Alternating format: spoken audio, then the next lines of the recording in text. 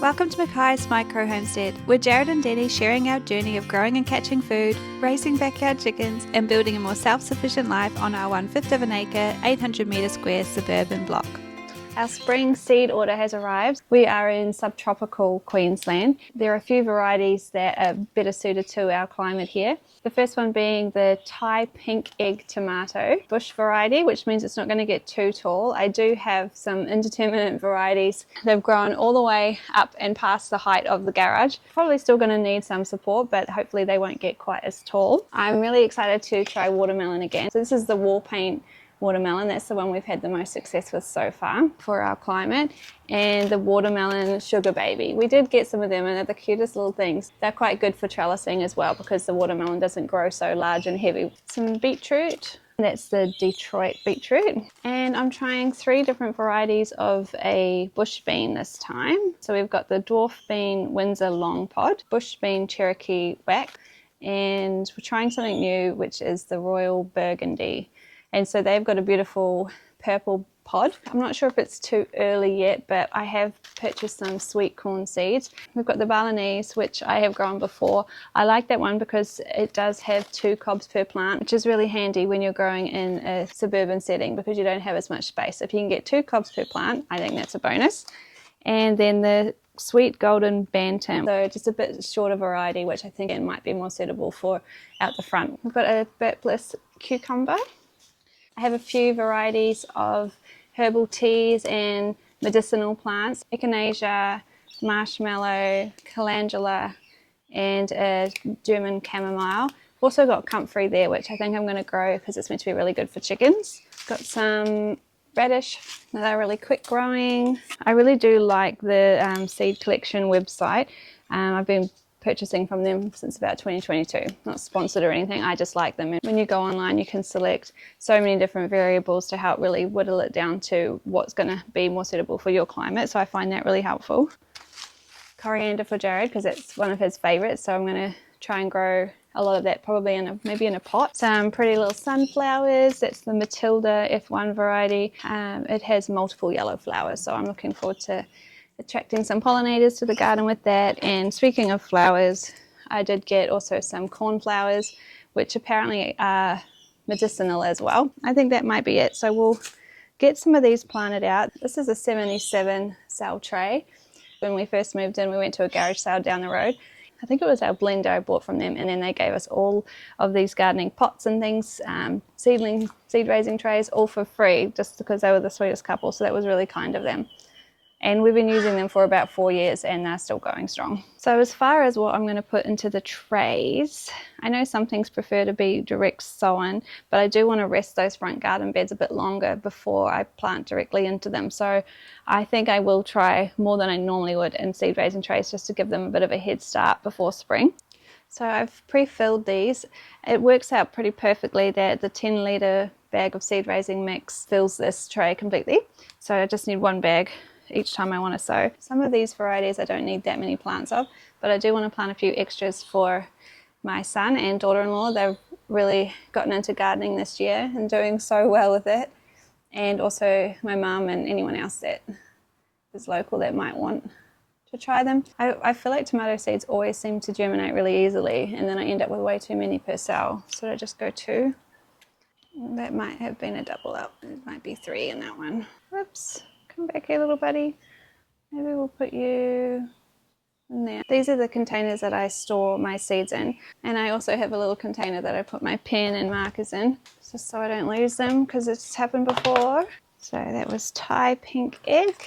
I'm going to label them straight away because I know by the time I get to the end of the row I would have already forgotten what I've planted. Thai pink egg tomato. And the other thing I have started doing recently is writing on the back of it how many days for germination. That way, if I'm not having good germination rate or I'm a bit worried that they haven't come up, I can check back to when I planted them and check how many days. And more often than not, I'm just getting a little impatient and need to wait a bit longer. Beetroot seeds are a really interesting one. So each seed actually germinates and then becomes more than 1 plant. So you only need to put 1 in per cell because that will end up with more than 1 anyway. I mean, you can look at the packet to see how deep to sow them, but I've also been told, which is helpful if you've saved your own seeds, that you want to plant it about twice the depth of the size of the seed. So these ones can go a little bit deeper than the tomato seedlings. Oh, come back here, you. And 1, 2, so that's 7. How many beetroot do we want to grow? Let's go with 14, shall we? 14 beets. We don't eat a lot of beets, but I think if we grow them, I'd probably eat more. I found that true with most things that we grow. We actually eat so much better now that we are growing more of our own food. And that's 5 to 10 days also. It can be a little race between the tomatoes and the beetroot and see who comes up first. Radish is definitely going to be a direct sow one, so we'll put that aside. Might move that along one just so that I know. Bush beans. Okay, how many bush bean plants do we need? I've heard they can be quite prolific. So I've got 20 seeds, so maybe I'll just do 7 of each. Windsor long. Sounds regal. 6 to 10 days. Pop you in there, buddy. The Royal Burgundy bush bean actually says that it's suitable for cooler climates, which we definitely are not, but I just felt like I wanted to give it a go anyway. I mean, you can't go past purple variety of food.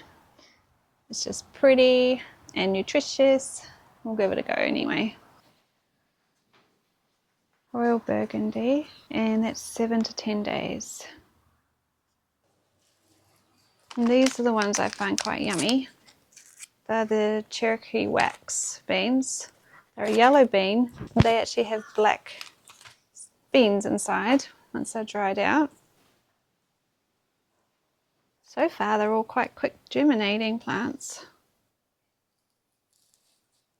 I'm going to try and follow the suggestions on the back of these ones. So the sweet corn is saying to wait and to sow those ones direct. So we'll wait on those ones. And the sunflower, it's saying sow direct or raise seedlings. We'll definitely try raise some seedlings. I feel like I should be putting them in facing down. That might help if they're not trying to grow their roots upwards towards the sky. Sunflower, Matilda, F1, and they are 7 to 14 days. Our pumpkin varieties are also advising that we sow direct, so we'll wait for those to go into the ground. Cucumbers, okay, it's saying we can do cucumbers. Oh, that's a bit sad. It's saying to do this watermelon direct as well. I was really excited about trying some of those. Do we just try some of them anyway? Maybe just the sugar baby ones. Let's go with some of these. These are fast. These cucumbers are the Muncher Burpless variety, but it says that they're only 4 to 7 days. So they're going to pop up pretty quick and grow quite quickly. I'm not sure if they're going to go into a garden bed or grow bag set on these ones, but I might do them on the outer edge so that if they do grow quicker than I'm ready to use them, they can kind of have some room to spill out. How many cucumber plants does one need? We'll go with 7, just keep it simple with the row of cells. Does anybody else lose track where they're up to when they're sowing seeds? Thankfully these ones are a lighter colour so I can tell, but I always forget where I'm up to. I thought I counted out 7 and I still have 1 left, so hopefully, looks like I got 1 in each hole. That one's lacking a little bit of soil, let's borrow some from him. Oh, haven't written a label for that one yet, that could be disastrous. We'll just put BL because I ran out of room. So we have 3 rows left. I have a slightly different plan for how I'm going to raise the seedlings for some of these flowers and herbs. They can be a little bit more delicate. I know it does say that both varieties of these watermelons should be direct sowed, but I'm going to just try some of the sugar baby watermelons anyway. And if they go well, they go well. If not, I'm definitely going to have more than enough seeds to direct sow some anyway. But I wouldn't mind trying to get a little bit of a head start on some watermelon in the garden. I don't think we need 7 watermelon plants, but we'll just see how many pop up because I'm only doing 1 per cell. Sometimes I feel like I'd rather plant out less in each cell and more cells so that I don't have to thin them, because I find it so hard to cut off some plants and choose which ones get to live and which ones get cut, instead of just doing their little bestest to survive. Okay, watermelon, sugar baby. And they are 7 to 14 days. Okay, 2 more cells. What do I go with? Do I go with the Cornflowers?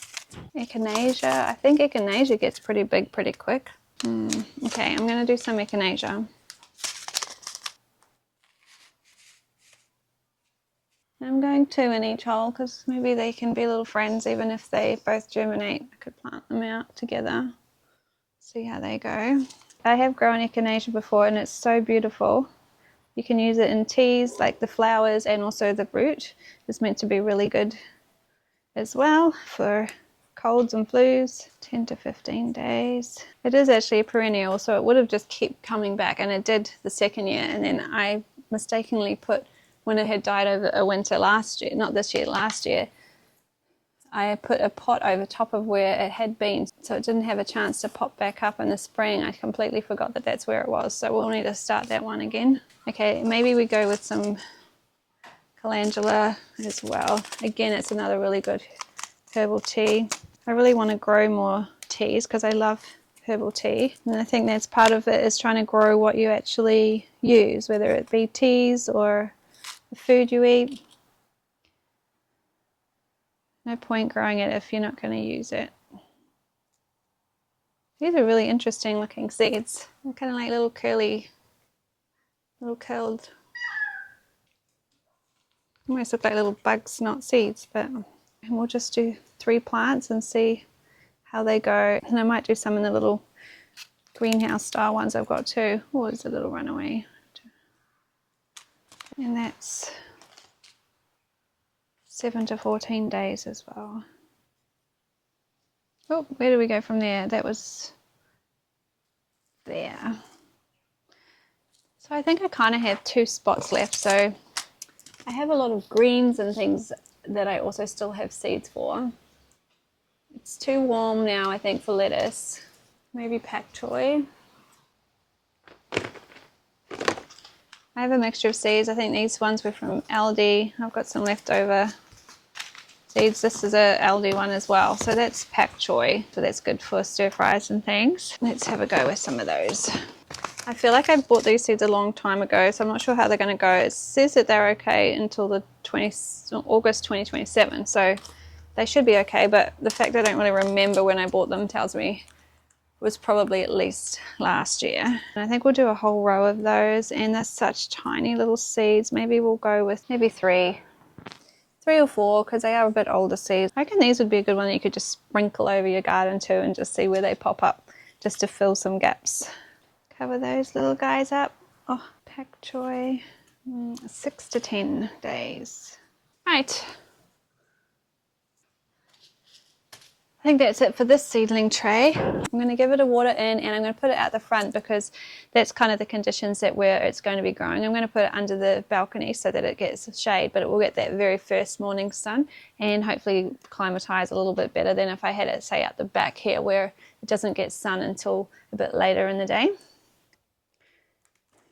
My gardening journey actually started with these little growing seedling trays. I've used them a lot over the last few years. I hurt my back in September 2022 and was pretty much bedridden for about 3 weeks, and decided that that was going to be a great time to start wanting to plant a garden. And so I ordered some of these trays, and once I was able, I sat at the kitchen table with my mum for like maybe 20 minutes max, I managed, and we planted out some of these little trays. They're great for some of your smaller seeds, but they're quite good because you can water them from the bottom. So you can take this out, put water in there, and the plants can draw it up as needed. So I have quite fond memories of these, of how it all began for us. But I also have an apple mint. So I haven't tried that before, but I've heard it's a really delicious tea. So I'm going to try growing those. So we'll see if we can get them started in these little trays.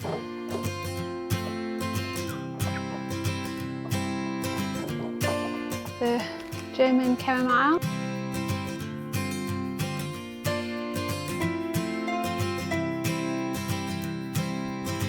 This This is the apple mint.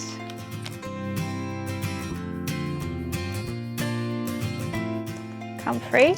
I'm not sure what size comfrey seeds are. Okay, they're definitely a bit bigger. That's easier to work with.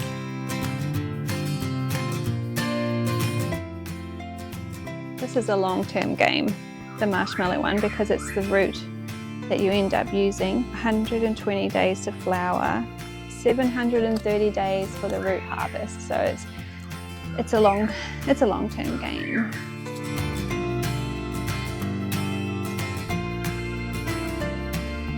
The cornflowers. This one is the classic magic, the colour. It's like a mix of different colours, tones that I kind of tend to lean towards. So the last one then is the cornflower mauve ball, which is a very pretty colour. I love the sound of the pied currawongs. They can usually come around noon each day. Gosh, and you can see how much humidity is already starting to build up in those. I can open the little vents on them too, that will help with a bit of airflow so they don't get too hot in there. But I'll water these in and work out a good spot to keep them. Not in my bedroom this time. There's not much to see yet, but in just a few weeks, hopefully there'll be little seedlings ready to find their place in the garden. Thanks so much for joining us, and we'll see you in the next one.